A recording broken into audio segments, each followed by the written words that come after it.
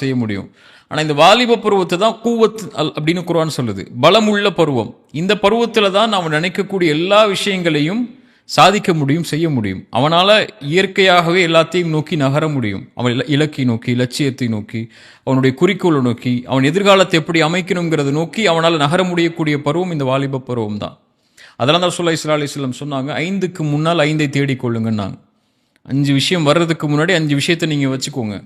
அதில் முதல்ல அல்லாஹ்வுடைய தூதர் ஸல்லல்லாஹு அலைஹி வஸல்லம் சொன்னது, உன் வயோதிகம் உன்னை வந்தடைவதற்கு முன்னால் வாலிபத்தை தேடிக்கொள்னாங்க.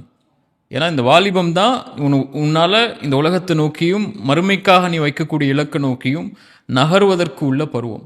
அதனால தான் இஸ்லாமும் சரி மற்ற சமூகமும் சரி இந்த வாலிப பருவத்தை வந்து மிக மிக மிக நேர்த்தியாக சரியான முறையில் வழிகாட்டணும்னு நினைக்குது. விவேகானந்தர்னு ஒருத்தர் இருக்கார்ல, அவர் கூட சொல்லக்கூடிய விஷயங்களை நீங்கள் கேள்விப்பட்டிருப்பீங்க.